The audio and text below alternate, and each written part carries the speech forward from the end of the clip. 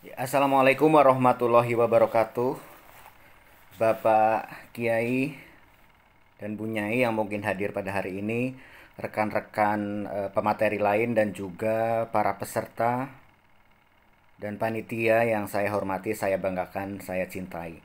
Mohon maaf saya nggak bisa datang secara langsung karena semalam sebenarnya saya sudah di Purwokerto dan harus kembali ke Gumelar, dan Gumelar itu ternyata 60 km dari sini, sedangkan saya juga harus ngedit berita, jadi nggak efektif kalau eh, saya ke situ, perjalanannya jauh, sedangkan saya juga hari ini sebenarnya juga tugas berita. Eh, saya sangat antusias sesungguhnya karena ini bagian dari regenerasi untuk penulis-penulis baru gitu ya. Jadi saya harap teman-teman peserta ini serius untuk menyimak, mengikuti, dan juga nanti kalau dari saya sendiri akan memberikan penugasan. Jadi tulisan yang teman-teman eh, nanti sebagai latihan kita koreksi gitu, dan benar-benar saya koreksi, jangan khawatir ya. Saya mungkin ingin mengenalkan diri lagi. Saya Candy Setiawan, biasa di NU Online itu sebagai editor, penulis berita juga, dan sejak 2 tahun ini di Arina ID juga. Lalu dari 2016, 2017 itu nulis untuk Lazisnu. Jadi alhamdulillah pegang NU Care ID juga sebagai editor. Kalau di NU Online dari akhir 2015 sebagai kontributor. eh Gabungnya saya di NU Online juga sebenarnya nggak sengaja ya, sama dengan teman-teman mungkin yang sebagai aktivis NU itu, kalau memang mempunyai ketertarikan ya memang harus dilatih, diperdalam terus bagaimana cara penulisan berita, dan bisa melebar kemana-mana sebenarnya. Kalau di NU Online itu nanti bisa nulis berita, nulis tentang fragmen, nulis tokoh, profil pesantren dan sebagainya. Nah, bagaimana mengawali itu? Sesungguhnya ya kita mungkin sudah sering ya, kalau berita itu kita sebutnya berita adalah suatu informasi yang dibagikan melalui media online atau dulu mungkin di media cetak gitu ya. Nah, menulis berita sendiri adalah keterampilan penting yang harus dikuasai oleh jurnalis atau siapapun yang ingin menyampaikan informasi secara akurat, jelas, dan terstruktur. Dalam dunia media, berita adalah sarana utama untuk menyampaikan informasi terbaru, penting, dan relevan kepada masyarakat. Kalau kita konteksnya masyarakat NU ya, memang harus yang sesuai dengan kebutuhan Nahdiyin ya, gitu. Nah, berita itu yang dari dulu kita sering bahas, mungkin dari SMP atau mungkin SD gitu ya, itu adalah unsur-unsurnya adalah 5W1H ya.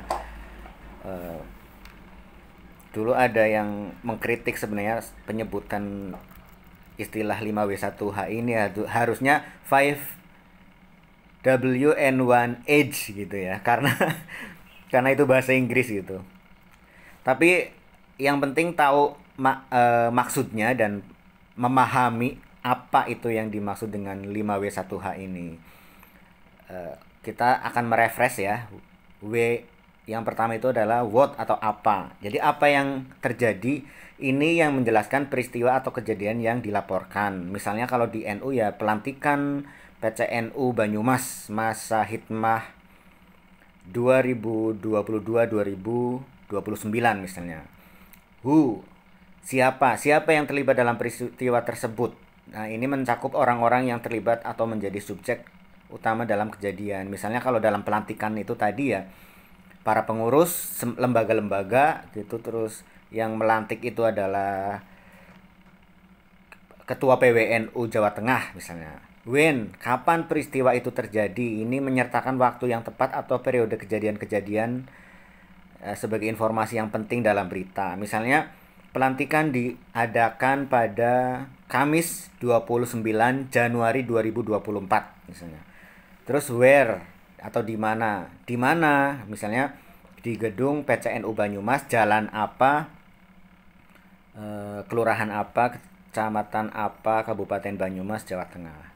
Why?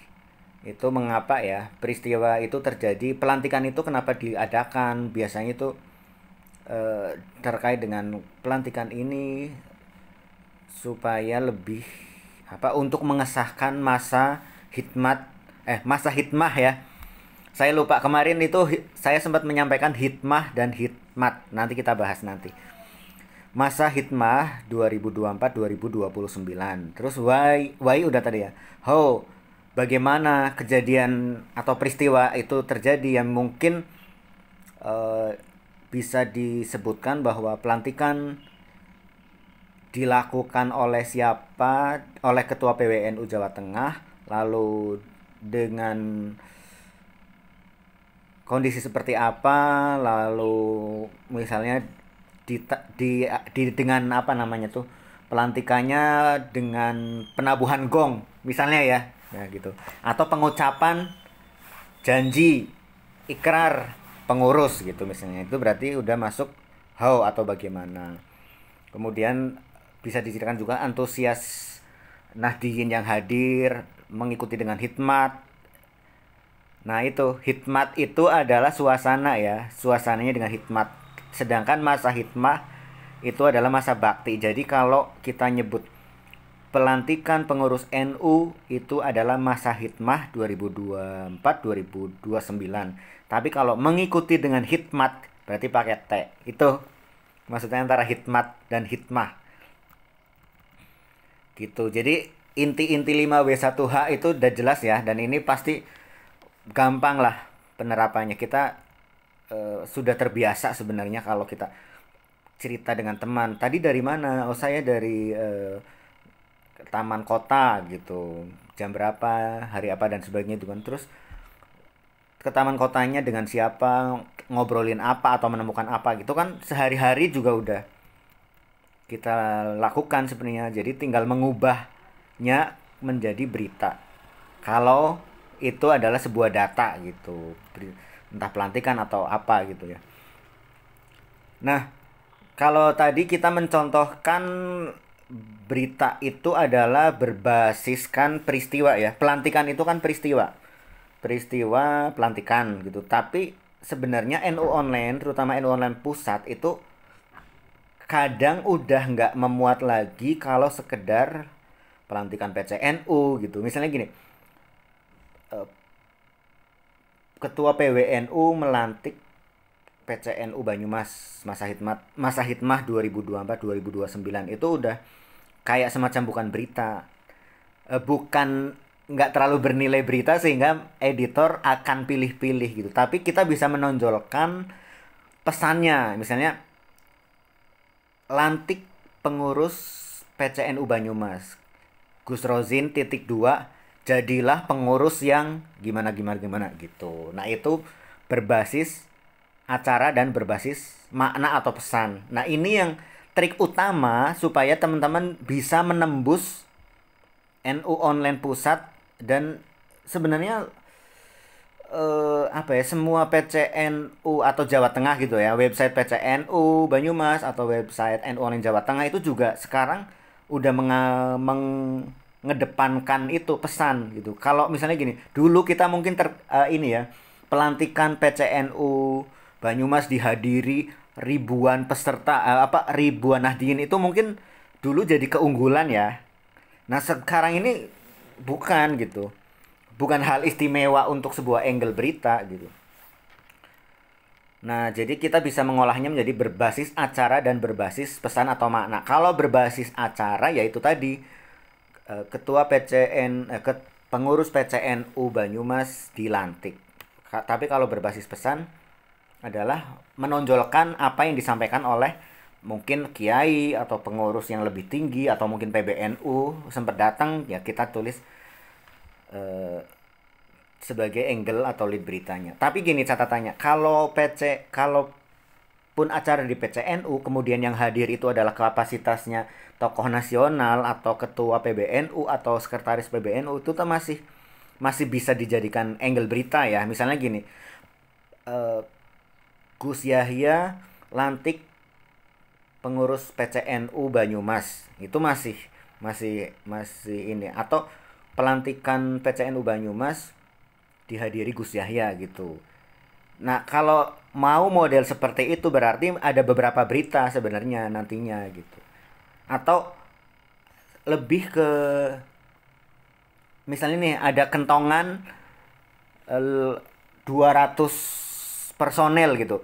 Kentongan 200 personel mewarnai pelantikan pengurus PCNU Banyumas. Itu juga bagian dari pesan gitu. Nah, berbasis pesan ini harus benar-benar kita kuasai penulisannya. Kalau memang itu hanya sebenarnya bukan hanya ya, maksudnya itu adalah pelantikan fatayat tingkat ranting, pelantikan fatayat atau NU tingkat apa namanya anak ranting itu tuh kalau misalnya kita hanya nulis pengurus fatayat anak ranting sama gede dilantik itu sama apa susah untuk nembus ke NU online gitu. Tapi misalnya ada pesan di fatayat itu misalnya eh, sesuatu yang istimewa gitulah. Mungkin penemuan-penemuan yang teman-teman saat saksikan atau ikuti hadiri di acara itu yang bisa ditonjolkan gitu.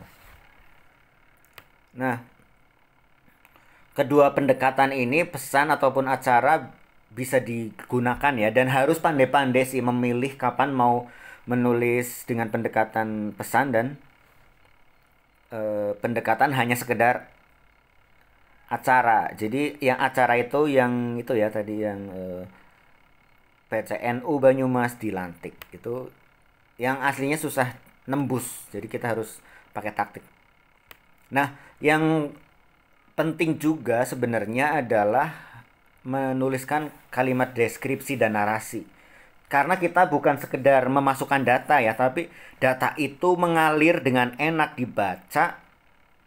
Lalu kita bisa hanyut, pembaca itu terbawa ke situ dengan asik. Nah, itu baru berita yang oke tuh. Kalau teman-teman mungkin pernah membaca tulisan saya yang sering banget ini saya pamerkan ke kontributor atau teman-teman yang baru itu adalah ketika saya liputan di Palu itu ceritanya saya mengawal tim LKNU, tim kesehatan NU Peduli yang melakukan pengobatan layanan gratis di para pengungsi di pegunungan. Itu saya kasih judul gini. Eh Sepotong rembulan di langit Palu. Itu kan sastra banget ya. Kalau orang bilang mungkin itu apa jurnalisme sastrawi gitu. Nah, itu banyak memasukkan deskripsi. Saya mengawali waktu itu dengan sebuah mobil yang memasuki lingkungan yang mirip dengan sebuah halaman, tapi ternyata itu bukan halaman rumah, tapi adalah halaman pengungsian. Terus begitu mobil dibuka, para dokter dan tim kesehatan turun.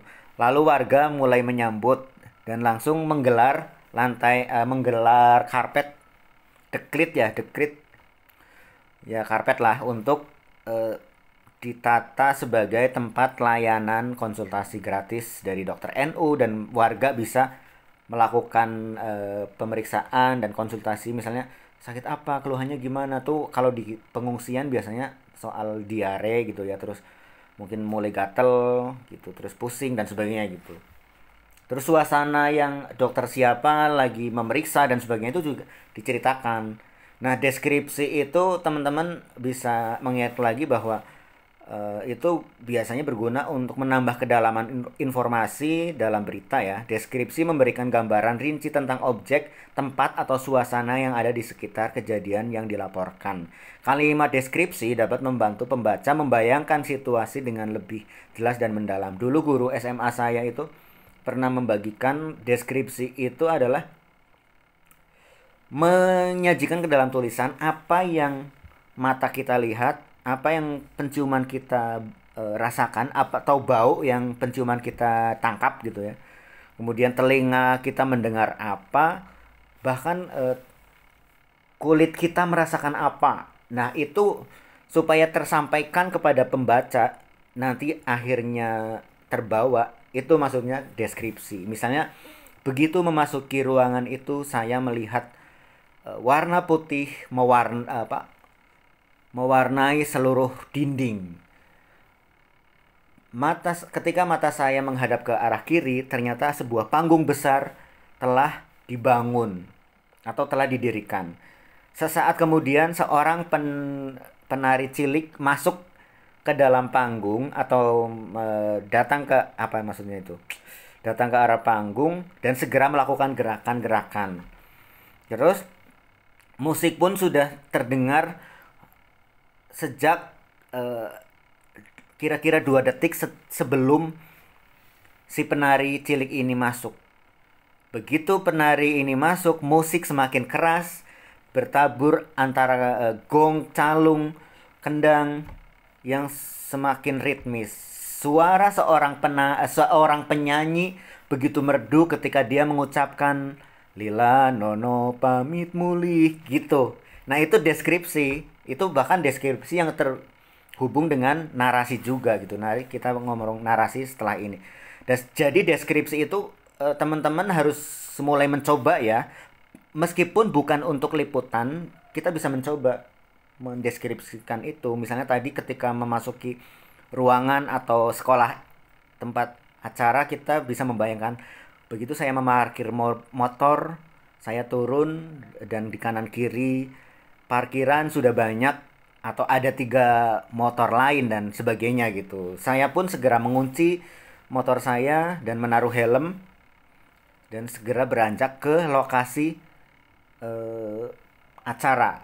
Terlebih dahulu saya disambut oleh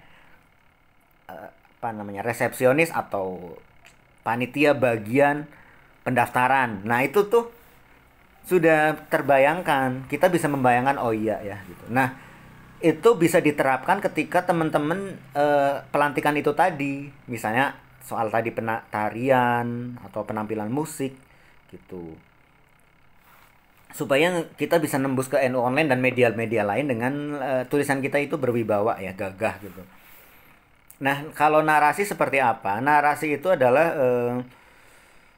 menjelaskan urutan peristiwa. Seperti tadi tuh, setelah saya memasuki halaman, saya menaruh motor, lalu mengambil kuncinya, dan saya bergerak ke arah resepsionis bagian pendaftaran. Itu udah narasi ya. Nah, tapi kita kadang-kadang terjebak ke gini. Acara dimulai dengan pembacaan surat acara dimulai dengan pembacaan Al-Quran, lalu menyanyikan sholawat bersama-sama. Setelah itu diisi dengan sambutan. Sambutan yang pertama disampaikan oleh Bapak Lurah. Nah, itu yang sebenarnya di NU Online nggak terlalu penting. Jadi teman-teman jangan buru-buru memasukkan hal-hal kayak gitu ya untuk berita di NU Online gitu.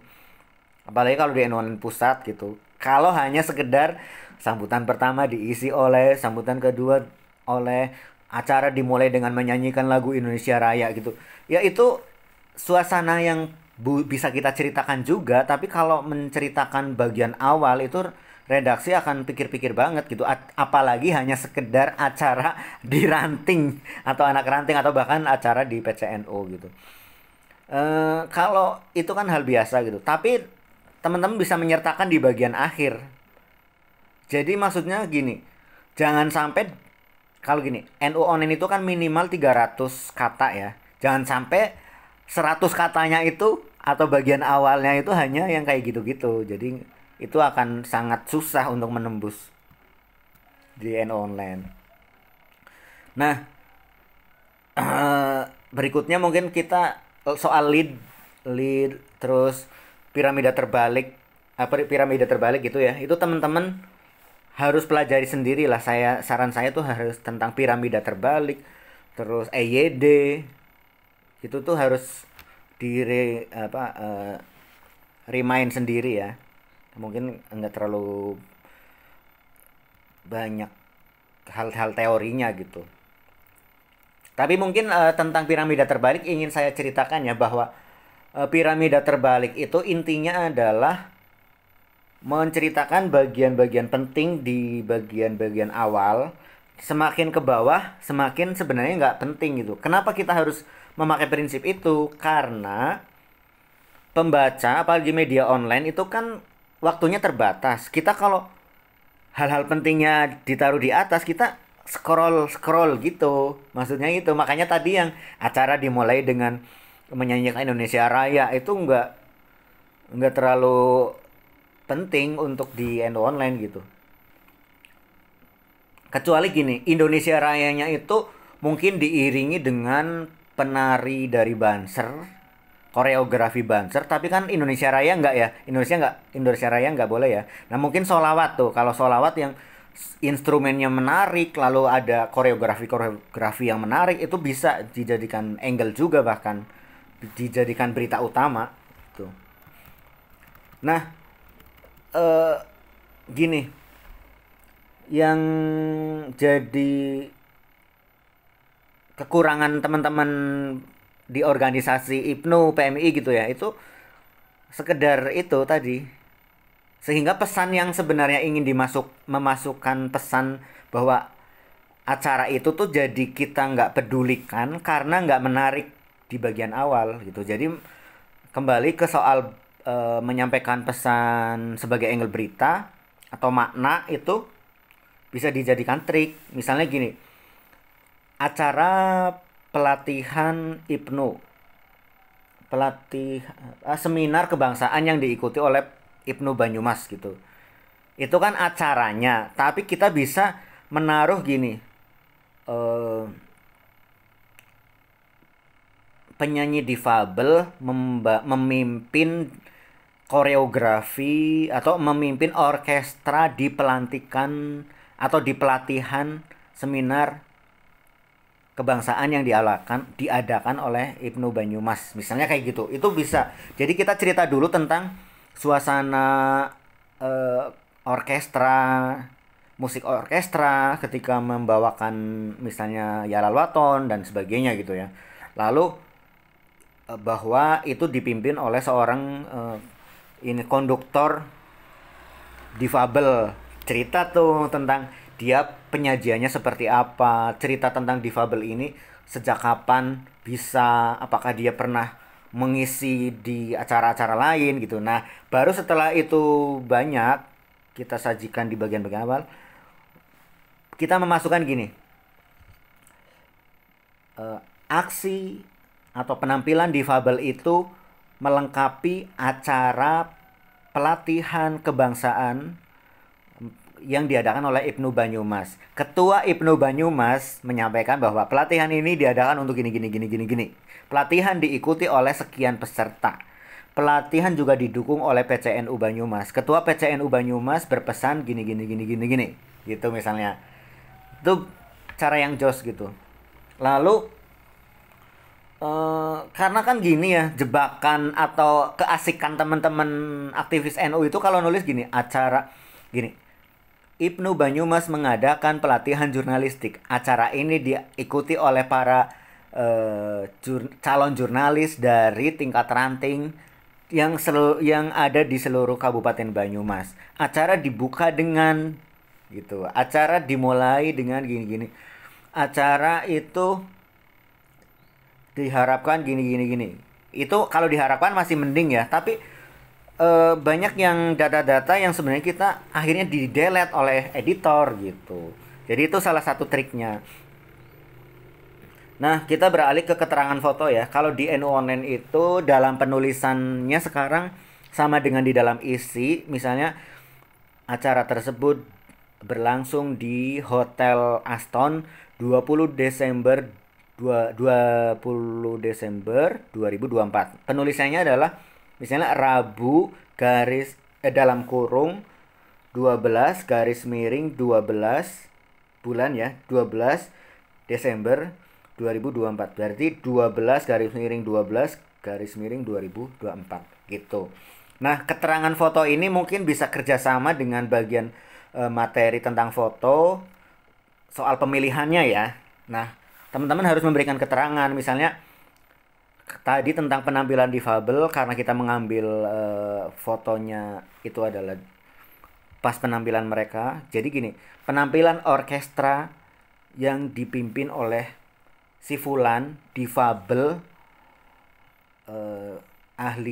difabel mata gitu ya, difabel tunanetra yang telah berpengalaman. Penampilan itu berlangsung di pembukaan pelatihan di Hotel Aston 2024.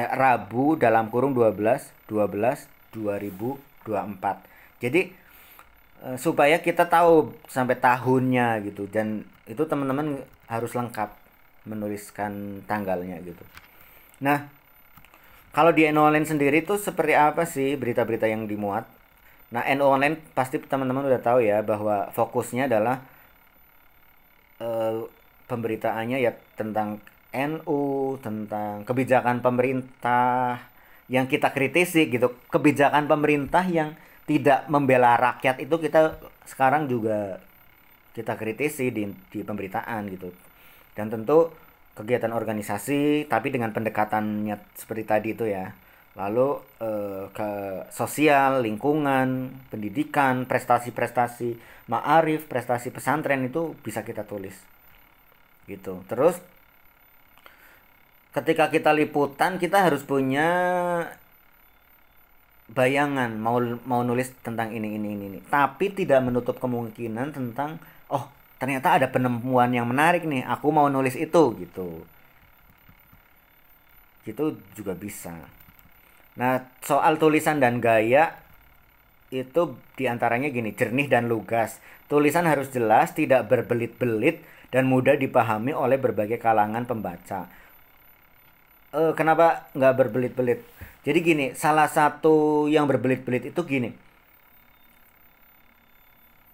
Ketua PMII Banyumas yang seorang penyanyi terkenal dan pemenang Indonesian Idol yang telah mengisi perlombaan di tingkat ASEAN mengatakan bahwa pelajar dan mahasiswa NU yang berada di bawah naungan Nahdlatul Ulama itu harus menegakkan disiplin di berbagai tempat seperti sekolah, pasar, kantor dan sebagainya. Itu yang udah berbelit-belit, dan kalau saya menyebutnya anak kalimat punya anak gitu.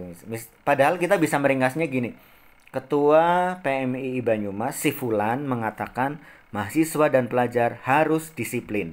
Disiplin harus ditegakkan di berbagai tempat seperti sekolah, kantor, organisasi, dan lain-lain. Misalnya kayak gitu. Ya, kita harus menegakkan disiplin karena disiplin akan menentukan masa depan kita. Ujar Ketua PMII si Fulan itu, atau ujar si Fulan yang juga juara Indonesian Idol gitu. Gadis yang pernah mewakili Indonesia dalam ajang penyanyi internasional ini juga berpesan sebagai pelajar kita harus kritis. Kekritisan kita ini juga membuktikan kecerdasan kita sebagai pelajar NU, ujarnya gitu kan. Nah, itu contoh-contoh yang ringkas. Lalu berikutnya objektif dan berbasis data gitu ya. Salah satu yang saya prihatin juga itu berbasis datanya itu yang sering kurang. Misalnya gini, pelajar NU diminta untuk militan gitu. Tapi nggak dijelaskan militannya apa gitu. Padahal kita harus perdalam bukti atau contoh militannya itu seperti apa ya Mas gitu. Kalian bisa menegaskan itu tuh ketika pidato atau penyampaian wawancara misalnya, ya kita harus menjadi pelajar NU yang militan. Nah, militannya itu harus dijelaskan. Militannya itu seperti apa ya Mas? Kita sebagai anak SMP misalnya, kan nggak mungkin juga militannya dia itu adalah ikut demo dengan mahasiswa tentang bukan yang kaitannya dengan pelajar, kan nggak mungkin kan gitu, maksudnya tuh gitu. Padahal militan itu misalnya kita sebagai pelajar NU yang demi mengikuti pelatihan nggak punya uang pendaftarnya 200.000, dia jualan hasil kerajinan yang itu harganya 5 ribuan dan diedarkan melalui media sosial, itu juga bentuk militan gitu.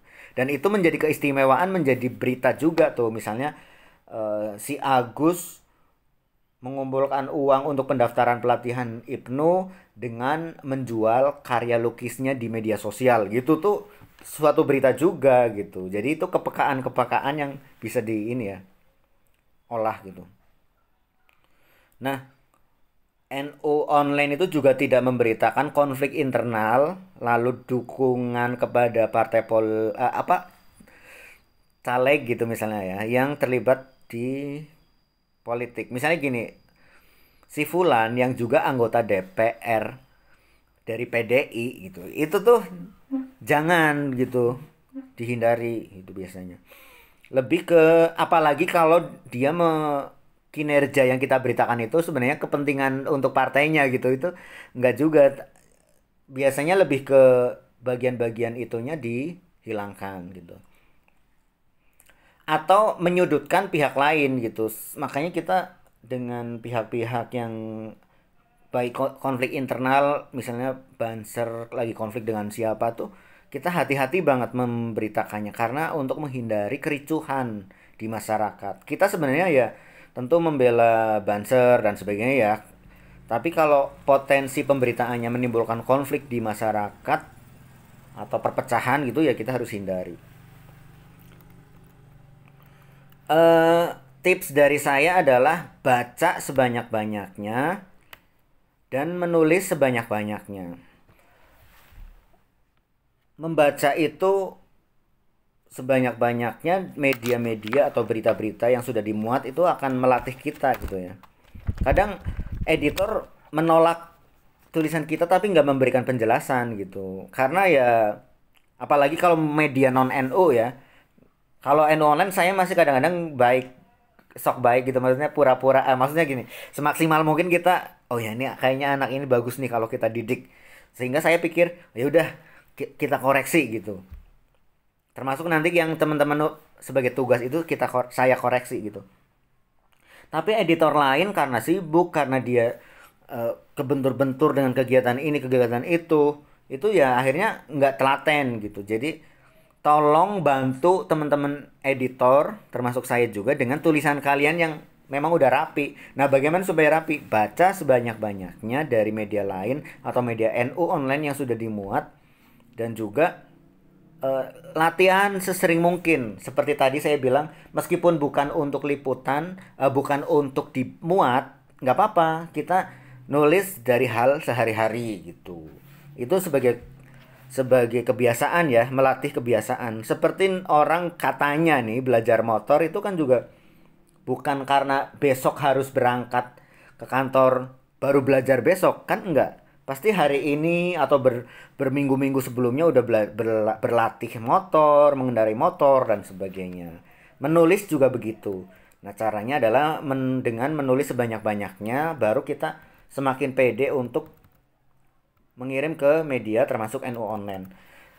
Eh Mungkin teman-teman ada yang mulai menyukai cerpen, itu juga kita muat. Terus kalau memang ada aktivis yang di Lazisnu bisa dimuat di Nuker ID, itu bisa lewat saya juga gitu. Dan Lazisnu lebih apa ya namanya, kalau NU online itu kan lebih ke yang pendalamannya gitu ya. Kalau Lazisnu kan ya kegiatannya sebenarnya begitu-begitu saja gitu, penyaluran gitu. Jadi teman-teman harus berani berlatih atau mencoba nulis dan dikirimkan ke saya gitu. Saya mengingatkan lagi bahwa tulisan untuk NU online itu minimal 300 kata. Jadi dilebihkan, bagusnya dilebihkan sih. Karena kadang kita pangkas lagi ya. Kalau dia ngepas ke 300 kata itu udah termasuk judulnya, dan Banyumas NU online itu termasuk kecil, termasuk masih terlalu minimalis gitu. Jadi ya 350 kata lah. Nanti kita bisa ringkas, bukan ringkas ya, rapikan supaya lebih layak lagi. Data sedetail mungkin, sedalam mungkin itu perlu gitu. Nah, untuk latihan sekaligus untuk penyampaian di penutup sekarang adalah teman-teman menulis dari kegiatan ini saja. Tadi mungkin narasumber lain atau Pak Kiai pengurus NU yang hadir atau ketua ketua IPNU-nya bisa diwawancarai, atau panitia menyampaikan apa itu bisa ditulis. Oke? Saya tunggu nanti tulisannya melalui link yang saya bagikan lewat Mas ini ya, Mas Ibnu. Nanti termasuk link untuk naruh tugasnya saya kasih juga, termasuk materi yang ini saya bagikan ke teman-teman juga. Oke, terima kasih. Saya sekali lagi mohon maaf. Tetap semangat setelah ini, tetap komunikasi supaya eh, kalau serius menulis bisa benar-benar kita muat nantinya. Dan saya tuh sering bilang ke, ini jadi panjang lagi, bilang ke teman-teman lain, ke kontributor, ke teman-teman NU gitu, aktivis-aktivis IPNU, PMI, kalian harus bisa nulis karena itu penting untuk karir apapun ke depan. Kita sebagai politikus, sebagai pejabat mungkin, atau mungkin sebagai pedagang, kita itu juga menulis untuk ketika membuat media sosial dan memasarkan dagangannya itu kan harus bisa nulis. Apalagi ketika kuliah itu juga untuk tugas-tugas kuliah sangat terbantu dengan keterampilan menulis. Lah sekarang udah ada GPT mas gitu, GPT. Enggak, itu tuh hanya data. Kita akan terlacak bahwa kita plagiat, plug jiplak Google atau GPT atau AI atau Meta AI. Itu dosen juga akan tahu gitu. Dan GPT itu banyak data yang nggak valid. Teman-teman tuh harus hati-hati ya, jangan percaya GPT sepenuhnya gitu. Jadi kita harus berlatih mencari data dan menuliskannya sendiri. Oke, tetap semangat. Terima kasih. Assalamualaikum warahmatullahi wabarakatuh.